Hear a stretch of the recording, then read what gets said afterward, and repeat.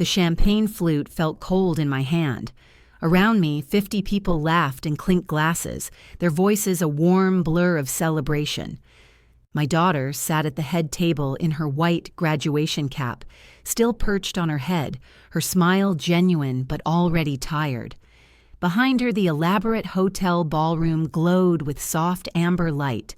Cream-colored linens draped every table. Fresh flowers, white peonies, and pale roses filled crystal vases that cost more than some people's monthly rent. I had planned this party for 3 months. Every detail mattered. The catering company I'd personally selected, the photographer who'd been recommended by my best friend Susan, the playlist I'd curated, song by song. This was Amelia's moment. She'd worked her entire childhood for this. 4 years of honors classes, 2 internships, volunteer work, all culminating in a degree that would launch her into a career she'd dreamed about since she was 12 years old. This was supposed to be perfect, and it was perfect. Until it wasn't. My husband Gregory stood up. Now I need to tell you something about Gregory. 28 years of marriage teaches you things. It teaches you how someone holds their fork, how they breathe when they're about to lie, the exact angle their shoulders drop when they're about to say something cruel. I'd learned all these things over nearly 3 decades of mornings, evenings, vacations, arguments, and reconciliations. What I hadn't learned was how to recognize the exact moment he would destroy everything. He stood with his champagne glass raised. The room quieted naturally, the way rooms do when someone at a table rises at a formal event. Everyone assumed he was about to toast our daughter. Every single person in that ballroom expected him to say something beautiful and proud about Amelia. That's what fathers do at their daughters' graduation parties. But Gregory wasn't planning on being anyone's father that night. "I've decided to start a new life without you," he said. The words landed like a stone dropped into still water. For a moment, nobody moved. Nobody breathed. The announcement sat in the air, too absurd to be real, too specific to be a joke. I watched the confusion ripple across the faces around us. My brother-in-law blinked, uncertain he'd heard correctly. My mother's hand froze halfway to her wine glass. Susan, sitting 3 seats down from me, went completely still.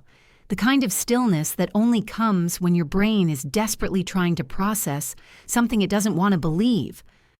The glass never left Gregory's hand. "Cassandra and I are leaving tomorrow," he continued, gesturing vaguely toward the back of the room where I could see his much younger girlfriend, the receptionist from his office, I'd later discover, sitting at a table with people she'd had no business sitting with, people who were supposed to be my friends, people who apparently already knew. The rest of the announcement became background noise.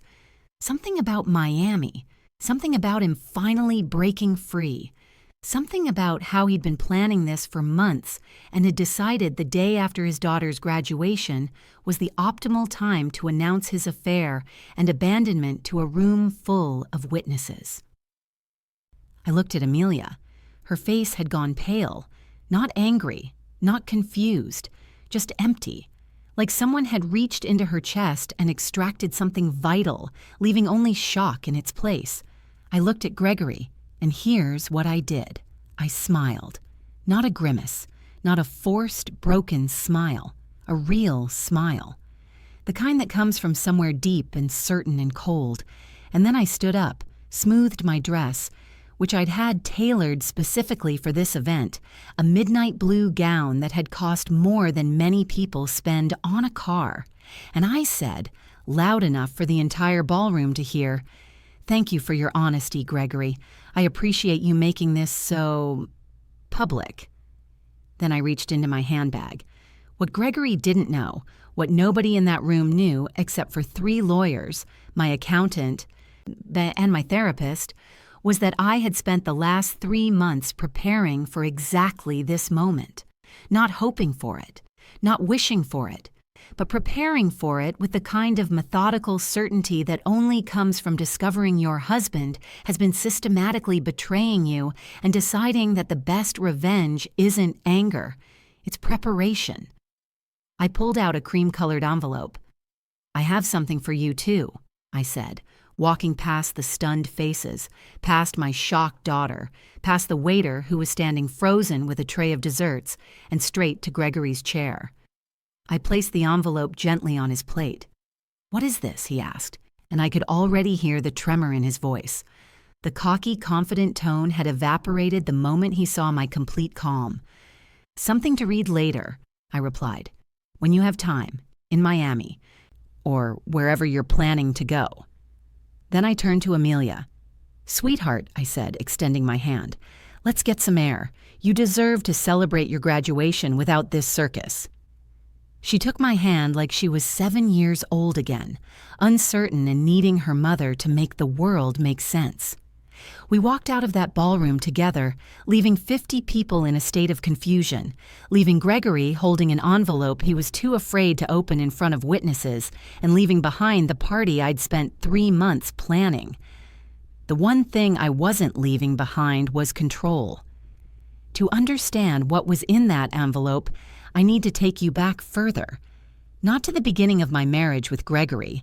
That's a story of hope and optimism that doesn't matter anymore. That story ended the moment he decided to betray me. What matters is the recent past, the months leading up to that moment in the ballroom when I learned exactly what kind of man I'd spent nearly 3 decades building a life with.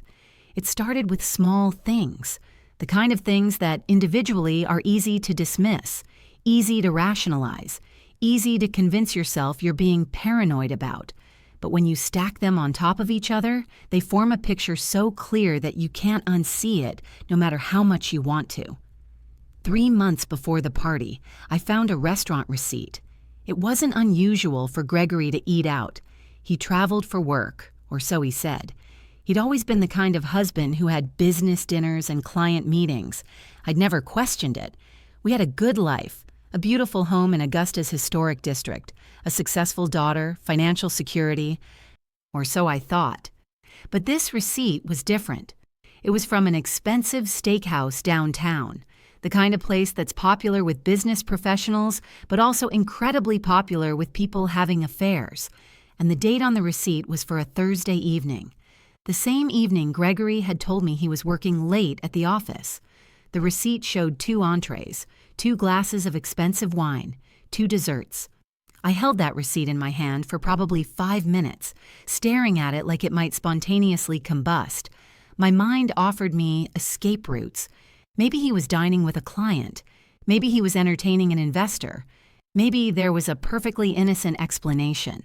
But I'd been married to Gregory for 28 years, and I knew his voice when he lied. So I did what I should have done immediately. I opened a separate bank account at a different institution. I transferred a portion of my personal savings into it. Money I'd inherited from my grandmother. Money that legally had never been commingled with marital assets. Money that Gregory didn't know existed because I'd kept it separate since the day my grandmother died. Then I started paying attention. The late nights became more frequent. The password on his phone changed. He started going to the gym regularly, something he'd never done before in all our years of marriage. He bought new clothes, designer shirts that were too tight for his aging body, jeans that were trying desperately to make him look 10 years younger than he was. He was having an affair. I was certain of it. But certain and proven are 2 different things. So I hired a private investigator. His name was David Chen, and he came recommended by my therapist. Yes, I'd already started seeing a therapist because something in my marriage had shifted, and I needed someone to help me understand what was happening. David was professional, discreet, and he had a particular specialty, documenting infidelity in ways that would hold up in court, because by that point I'd already started thinking about court. The investigation took 2 weeks. 2 weeks of going about my daily life, maintaining my position at Trevanta Corp., where I'd worked my way up to senior finance manager over 20 years. 2 weeks of cooking dinner for a husband who was spending his evenings with someone else. 2 weeks of lying in bed next to a man I suddenly felt like I didn't know. When David delivered his report, it came with photographs. Gregory and a young woman, couldn't have been more than 37, sitting at a romantic table at the Ritz-Carlton in Atlanta. Gregory's hand on her knee, Gregory leaning in close to whisper something in her ear that made her laugh. Gregory signing a credit card receipt with the kind of intimacy that only comes from months of secret meetings. Her name was Cassandra Wells. And according to David's additional research, she was a receptionist at Gregory's firm. She'd been hired 6 weeks earlier, which meant Gregory had likely begun the affair within days of her arrival. I asked David to continue documenting. Over the next 6 weeks, he photographed 17 meetings, dinner dates, hotel rooms, a shopping trip where Gregory bought her jewelry he'd never bought me in 28 years. Despite my hints and wishes and subtle suggestions, Cassandra was young, blonde, the kind of woman Gregory probably thought made him look younger and more vital by association, the kind of woman who represented everything he thought he was missing in his marriage to me. But here's what Gregory didn't know. I'd also been documenting other things. I'd been tracking the finances. When you're married to someone, certain patterns become visible. You see where money goes. You understand the rhythms of spending and saving. And I noticed that Gregory had been making transfers to an account I didn't recognize. Small amounts at first. $500 here, $1,000 there. But over the course of 3 months, those transfers added up to nearly $40,000. $40,000 that was supposed to be part of our marital assets. I contacted a family law attorney. Her name was Michelle Anderson, and she worked out of a small office downtown. She was sharp, precise, and she'd handled hundreds of divorce cases. Within an hour of our first consultation, she was explaining the concept of hidden assets, fraudulent transfers, and the prenuptial agreement that Gregory had insisted on signing 28 years ago. Yes, a prenuptial agreement. Most people assume prenups are designed to protect the wealthier person going into a marriage. In our case, it was different. Gregory had wanted the prenup because his father had recently given him a significant amount of money to start a business venture, a venture that ultimately failed, but that's not the point. Gregory had wanted to protect that money in case the marriage didn't work out. The irony was exquisite. That prenuptial agreement included a fidelity clause, and in our state, infidelity still mattered in divorce proceedings. It could affect property division. It could affect custody of assets. It could affect the calculation of alimony. And most importantly, it could affect whether Gregory got his hands on the marital assets he'd been systematically hiding. Michelle explained all of this to me in her calm, methodical way. She explained that I had options. I could file for divorce immediately. I could serve him with papers without warning. I could freeze the accounts, hire forensic accountants to trace his hidden money, and begin the process of legal warfare. Or, she said, I could wait. Wait for what? I asked. For him to make a mistake, she replied. People having affairs make mistakes. They get confident, they stop being careful. And when they do, we have all the leverage we need. So that's what I did. I waited. And while I waited, I prepared. I documented every suspicious transaction. I kept copies of David's photographs in a safety deposit box at a different bank. I met with Michelle once a month to update her on new developments. I moved more of my personal money into my separate account. I reviewed our prenuptial agreement line by line, understanding every clause, every exception, every loophole that might work in my favor. I also made a decision. I would not tell Amelia. My daughter had worked too hard to get to graduation. She deserved to have this accomplishment celebrated without the weight of her parents' crumbling marriage. So I smiled through family dinners. I pretended not to notice Gregory's absences. I acted like everything was fine while I quietly prepared for everything to change. The party was scheduled for the day after her graduation, and that, I decided, would be the perfect moment to let Gregory believe he was in control, because that's what he wanted, more than anything. He wanted to think he was the one driving the narrative, the one making the bold, dramatic choice, the one brave enough to walk away from a comfortable life for passion and newness and the validation of a much younger woman. What he didn't realize was that I was allowing him to do it. I was inviting it. I was, in fact, counting on it. The weeks leading up to the party were strange. I was living a double life, though Gregory never realized it. On the surface, I was the devoted wife. I helped plan logistics with the event coordinator. I selected the menu. I chose the flowers. I did all the things a woman in my position was expected to do: support my husband's career, care for my family, maintain our social standing. But underneath, I was gathering ammunition. Michelle and I began the preliminary divorce filing in confidence. We didn't submit anything to the courts yet, but we prepared the documents. Everything was ready to go. All I had to do was say the word, and papers would be filed within hours. I also made a decision about the prenuptial agreement.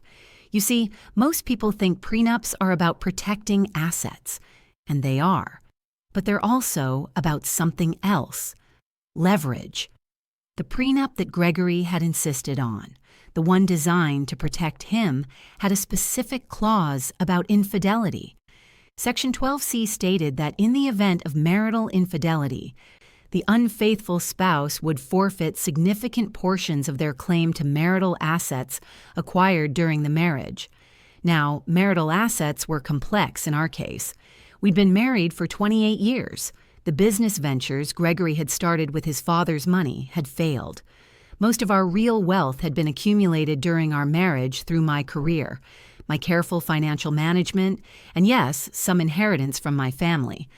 But there was one asset that was tricky: the house. We'd purchased our home 15 years ago. I'd kept it in my name only, a decision that had caused some tension with Gregory at the time, but I'd been firm about it. I'd paid the down payment from my inheritance. I'd maintained the mortgage. It was, legally, my property, even though we'd lived there together as a family. The prenup had a clause about that too, and it turned out that clause was going to be very useful. 2 weeks before the party, I met with Michelle for what I told Gregory was a business lunch. "He's going to try to claim he deserves the house," Michelle explained, sliding a document across the table. "Even though it's in your name. He'll argue that he's lived there for 15 years. He'll argue that marital assets should be divided equally. He'll make every argument he can think of." "Can he take it?" I asked. "No," she said simply. "Not if we use the prenup correctly. The prenup is your shield. But more importantly, look at Section 15.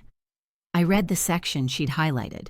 Section 15 stated that in the event of divorce proceedings, any spouse found to have hidden assets, made fraudulent transfers, or engaged in financial deception during the marriage would forfeit their claim to assets that would normally be entitled to them under the terms of the agreement.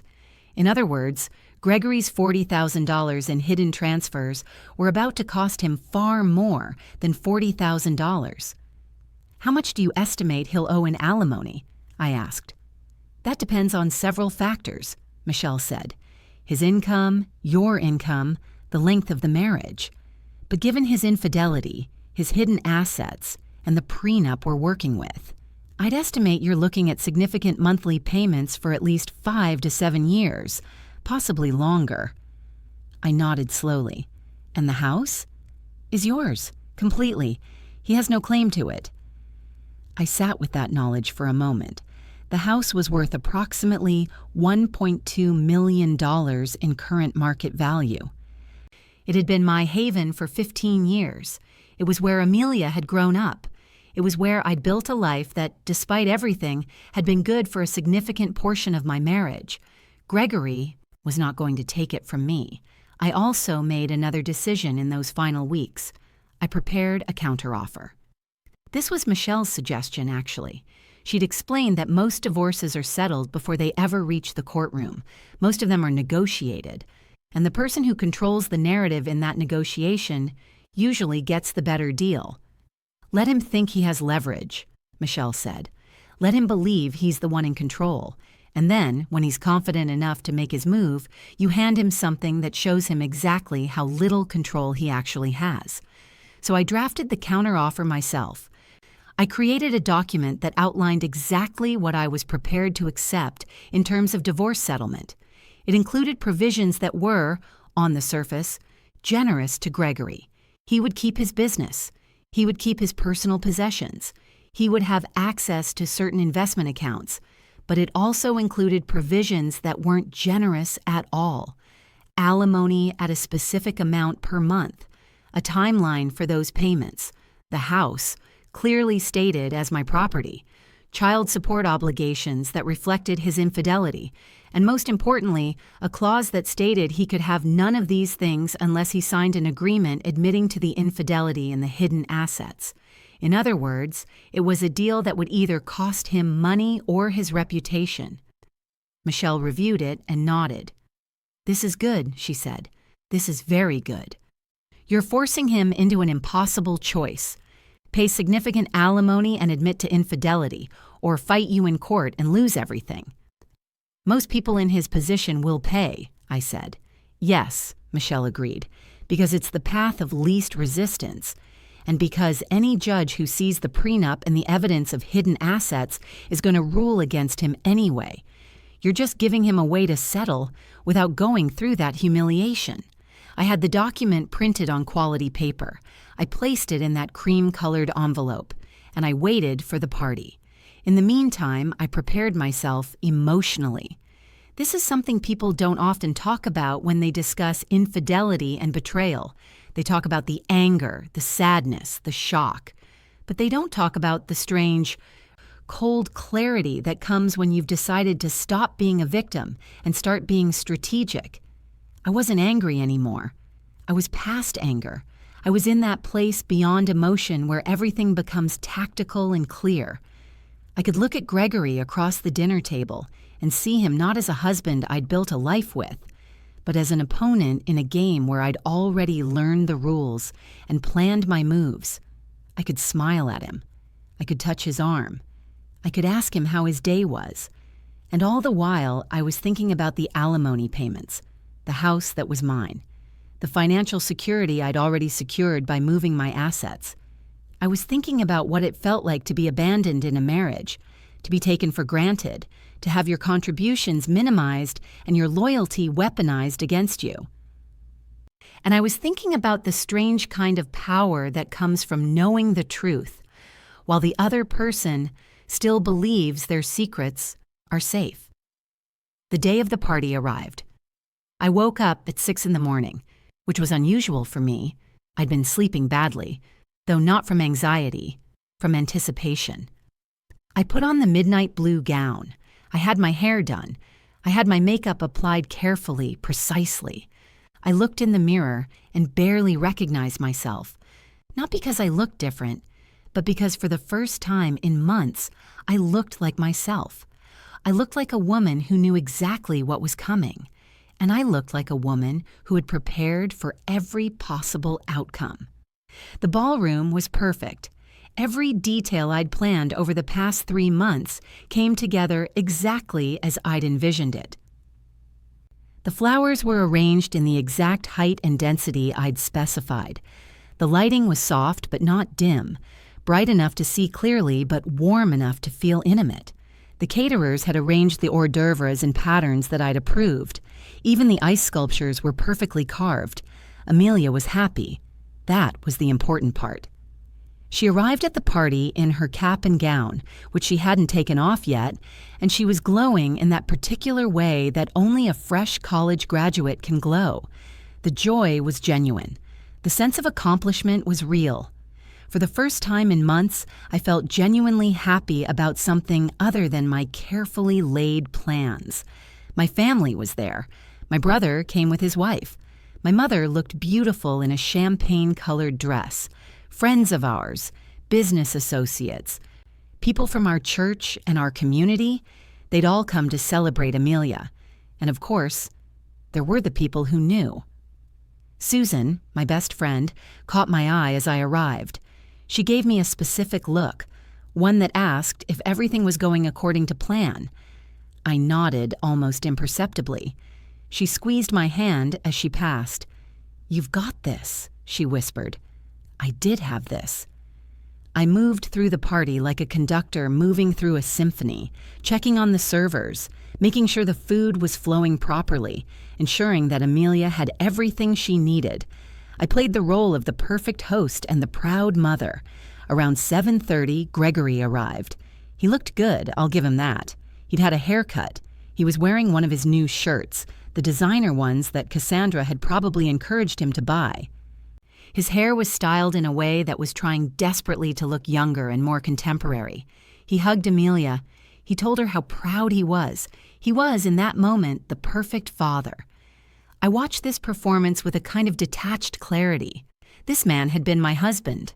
I'd planned a future with him. I'd believed in him. I'd supported him through business failures and career changes and personal crises. I'd been the steady one, the reliable one, the one who held everything together while he pursued his dreams. And he was repaying that loyalty by planning an escape with a woman half his age. Around 8 o'clock, after the cocktail hour, after everyone had settled at their tables and the first course was being served, Gregory stood up. I was expecting it, literally expecting it. Michelle and I had discussed this exact scenario. She'd explained that if Gregory was planning to make his announcement, a formal party was the perfect venue for him. It would give him the sense of control and drama he was craving. It would make him feel like he was the author of the narrative rather than a character in someone else's story. What Gregory didn't know was that I was the author. I was authoring this entire moment. His champagne glass was raised. His smile was confident. He looked around the room as if he was about to deliver the most important announcement of his life. I've decided to start a new life without you. The words hung in the air exactly as I'd imagined they would. I saw the shock on the faces around us. I saw Susan's hand go to her mouth. I saw my mother's expression crumple. I saw Amelia's joy absolutely shatter like glass. And I smiled. This smile was important. It had to communicate several things simultaneously. It had to show that I was not surprised. It had to show that I was not devastated. It had to show that I was, somehow, in control of this situation, even though it appeared that Gregory was the one making the announcement. The smile said, "I know something you don't know." "Thank you for your honesty, Gregory," I said, standing up. My voice was steady. My hand didn't shake as I reached into my purse. His face shifted. I could see it. The confidence wavered just slightly. He hadn't expected me to thank him. He'd expected tears or anger or desperation. He'd expected me to become unraveled so that he could feel justified in his escape. Instead, I was calm. I pulled out the envelope. This was the moment. This was the moment where he realized that he wasn't the one in control, that his big dramatic announcement wasn't the climax of the story. It was just Act 2. "I have something for you too," I said. "Something to read later, when you have time, in Miami, or wherever you're planning to go." I watched his face as he processed the fact that I knew about Miami, that I knew about Cassandra, that I knew everything. I walked to his chair and placed the envelope on his plate. "What is this?" he asked. He was trying to maintain the confidence, but his voice had changed. There was doubt in it now, uncertainty. "Something to read later," I repeated. Then I turned to Amelia and did the most important thing I could have done in that moment. I focused entirely on her. "Sweetheart, let's get some air. You deserve to celebrate your graduation without this circus." She took my hand like a child, and we left the ballroom together. What Gregory didn't realize, what he couldn't possibly have realized in that moment, was that the envelope I'd given him contained something that would systematically dismantle his plans. It contained the counteroffer. It contained the documentation of his infidelity. It contained the evidence of his hidden assets. It contained the prenuptial agreement, highlighted and annotated with Michelle's legal expertise. And most importantly, it contained a letter that explained exactly what his choices were. Amelia and I sat in the hotel lounge, away from the ballroom in a quiet corner with soft lighting and the gentle sound of a piano playing in the background. She was still wearing her graduation cap. "Mom," she said, and her voice was shaking. "What just happened in there?" I took her hand and held it gently. "Your father is having an affair," I said.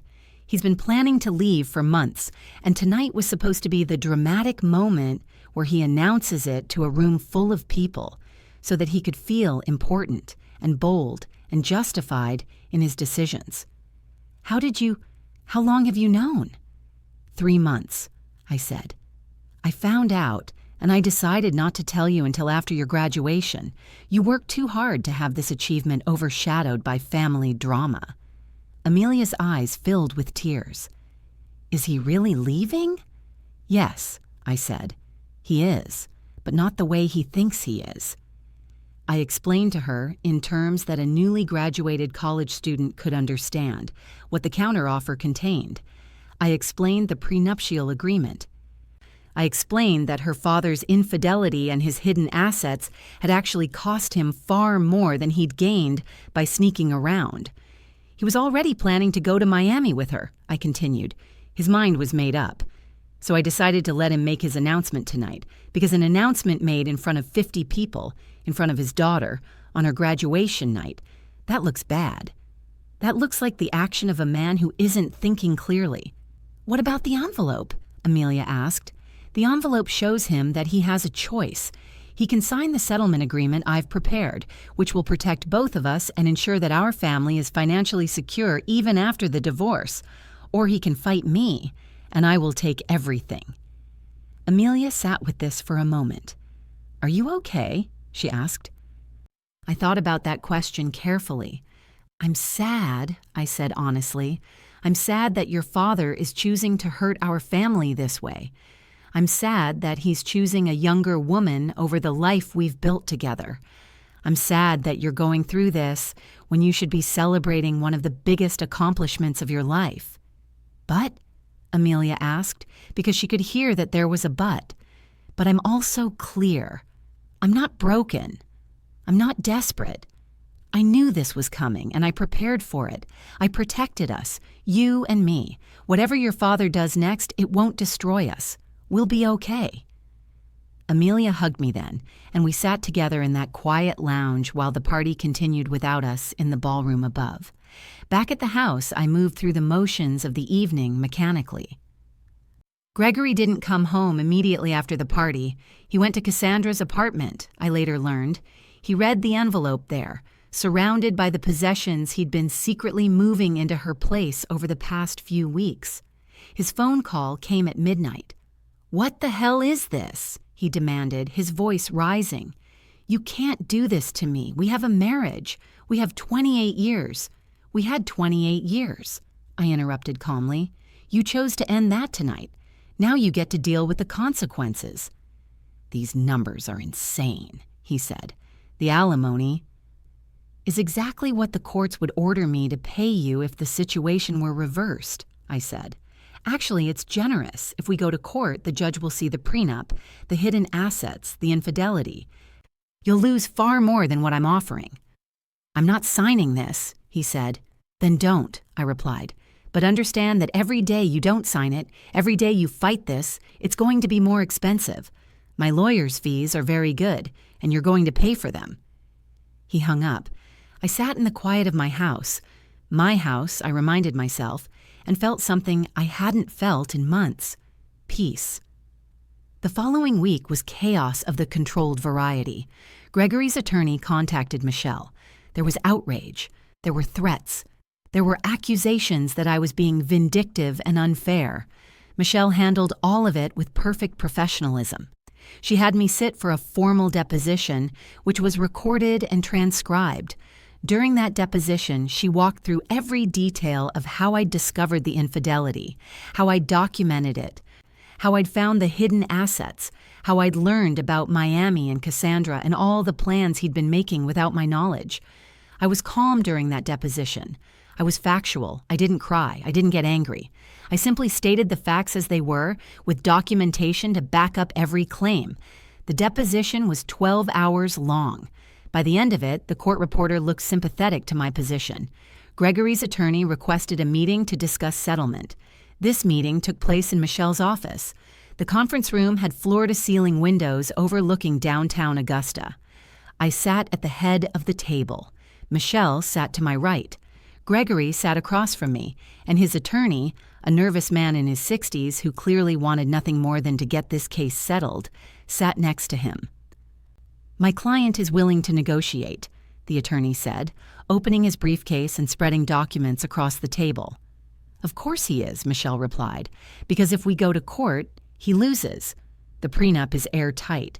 The evidence of infidelity is extensive. The hidden assets are documented. Every court in this state would rule against him." "My client feels that the settlement terms are excessive," the attorney continued. "The alimony amount in particular seems designed to punish rather than to provide appropriate support. The alimony amount is calculated based on the income differential, the length of the marriage, and the prenuptial agreement," Michelle said calmly. "It's not excessive. It's appropriate. And my client is willing to negotiate it slightly downward if your client is willing to move on several other points." We spent 4 hours in that meeting. By the end of it, we'd reached a tentative agreement. Gregory would pay alimony at a slightly lower rate than I'd originally requested.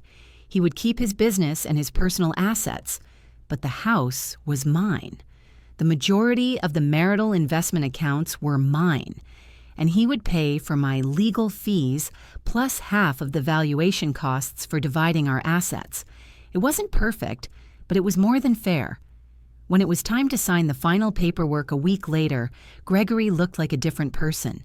He looked older, diminished. Like a man who'd realized too late that his bold escape plan had actually landed him in a much worse position than if he'd just stayed and worked on his marriage. I didn't feel satisfied by his misery. I felt something more important, validated. The signatures went on the documents. The divorce was filed. The process began. Amelia started her new job in Charleston 3 months after the divorce was finalized. She was thriving. She'd landed a marketing position with a firm that valued her talent and compensated her accordingly. She called me on weekends. She visited every other month. She was building a life that was entirely her own, separate from the chaos of her parents' marriage and divorce. One evening, during a phone call, she asked me something that made me pause. "Do you regret it?" she asked. "The way you handled everything with Dad?" I thought about that question carefully. "No," I said finally. "I don't regret it, but I also don't feel triumph about it. What I feel is clarity. I feel like I made intelligent decisions about a bad situation. I feel like I protected myself and you and our family. That's not revenge. That's just being smart." "But you knew the whole time," Amelia said. "You knew what he was doing, and you let him make his announcement anyway." "I did," I admitted, "because I needed him to make the announcement. I needed him to put himself in a position where he looked like he was out of control.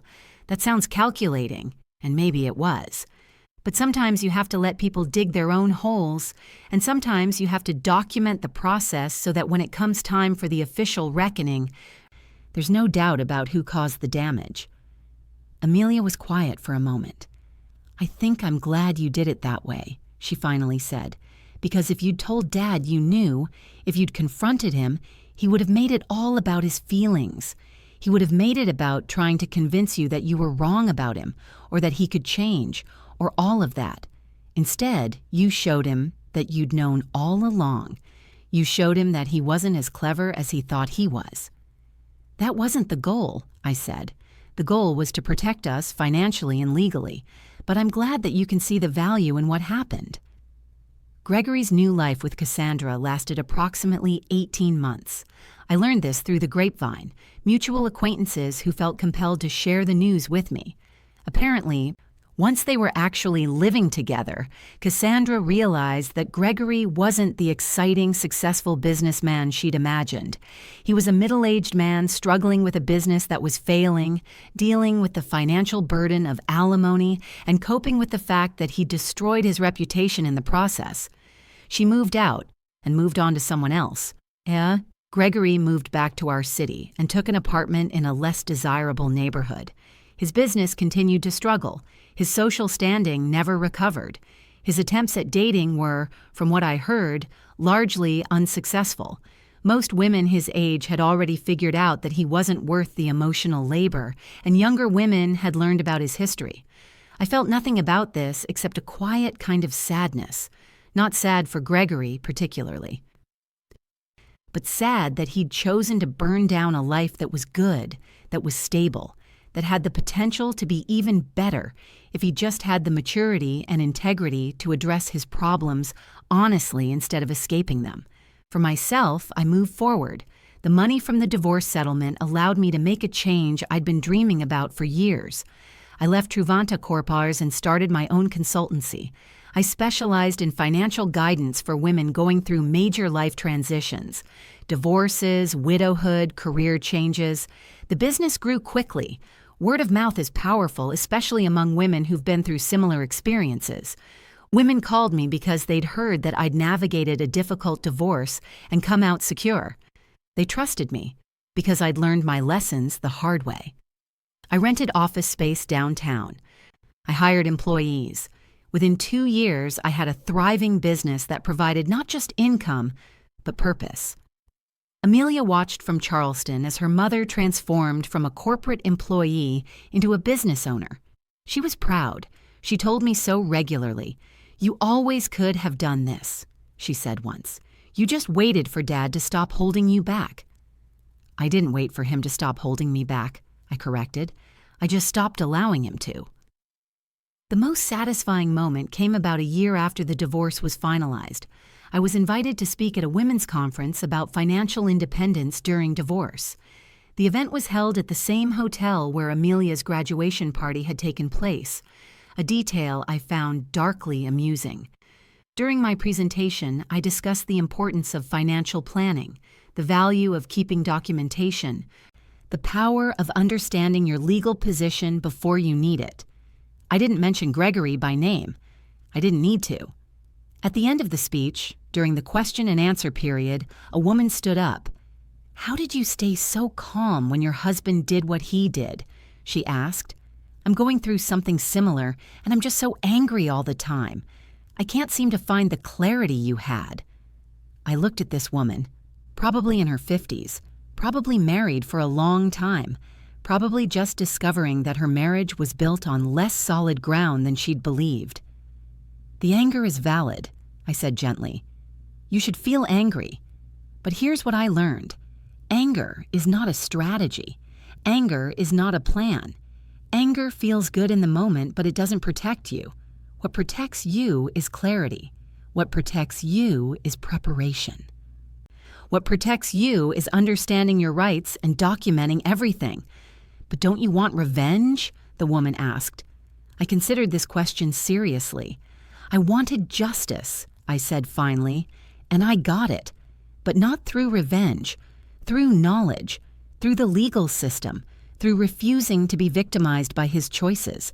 That's the best revenge there is, not getting even, but getting ahead." I want to tell you something about betrayal that maybe you haven't heard before. Betrayal is a shock. It's a violation of trust. It's an injury that can take a long time to heal. All of that is true. But betrayal is also, in a strange way, an opportunity. Not because betrayal itself is good, it's not, but because it reveals the truth.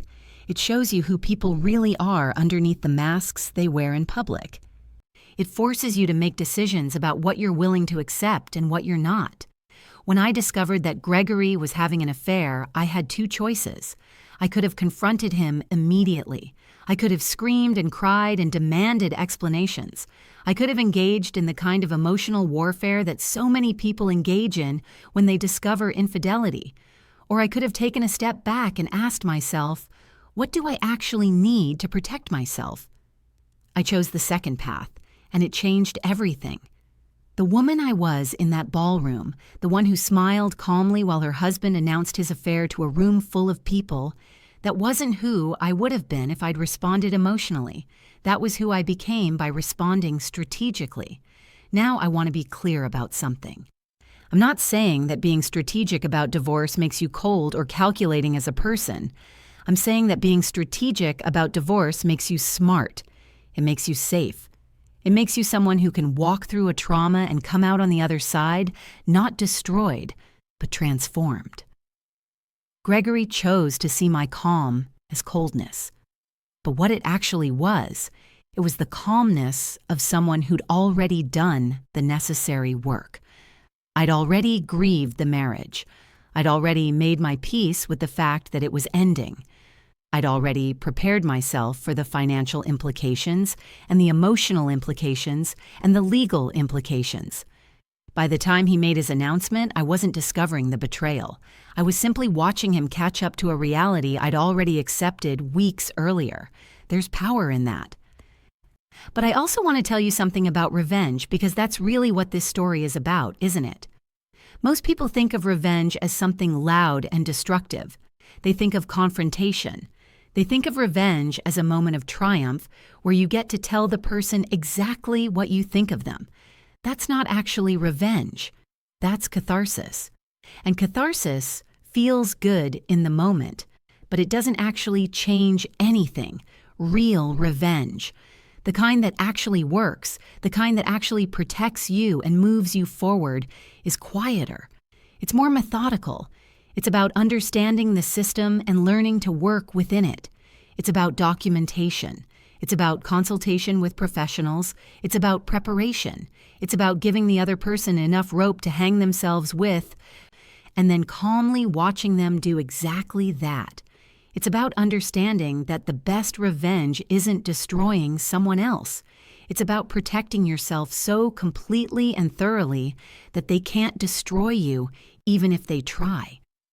The other thing I want to tell you is this: infidelity and betrayal don't happen in a vacuum. When Gregory was having his affair, he wasn't just being unfaithful to me. He was making decisions about who he was as a person. He was choosing to be someone who lied, someone who hid money, someone who planned an escape in secret while maintaining a public facade of normalcy. Those aren't character flaws that appear only in affairs. Those are character traits that show up everywhere, and eventually they catch up with you. Gregory's business struggled because he was the kind of person who made decisions based on short-term gratification rather than long-term planning. His relationship with Cassandra ended because he was the kind of person who couldn't be honest about his limitations and his age and his actual appeal. His life became smaller and more difficult because he chose betrayal over honesty. Meanwhile, I moved forward. I built something new. I protected myself and my daughter. I used my intelligence and my preparation to transform what could have been a devastating loss into an opportunity for growth. That's not revenge. That's just the natural consequence of making better choices. Here's what I know now that I didn't know before all of this happened. I know that trust is valuable, but it shouldn't be blind. I know that love is beautiful, but it shouldn't require you to surrender your financial security. I know that marriage is a partnership, but it shouldn't be one where you're the only one investing in the future. I know that when someone shows you who they are through their actions, you should believe them. And I know that the best way to respond to betrayal isn't with anger or desperation. It's with clarity. Amelia once asked me if I thought Gregory would ever understand what he'd lost. Probably not, I said. He'll probably spend the rest of his life telling himself a story where he was the brave one, where he was the one who had the courage to leave, where I was too rigid, too controlling, too focused on money. But that's not true, Amelia said. No, I agreed. It's not, but it doesn't matter. The truth of what happened will be in the paperwork. It will be in our financial accounts. It will be in the empty apartment that he comes home to each night. Reality doesn't care what story he tells himself. Let me tell you what happened at that moment in the ballroom one more time, but from a different angle. When Gregory stood up with his champagne glass raised, he thought he was in control. He thought he was the one who'd orchestrated this moment. He thought his announcement would be the moment that changed everything. But he was wrong. I was the one who orchestrated it. I was the one who allowed it to happen. I was the one who'd already prepared for every possible outcome. And when I handed him that envelope, I wasn't giving him his freedom. I was giving him a bill for the privilege of taking it. That's the real lesson here. That's what I want you to understand.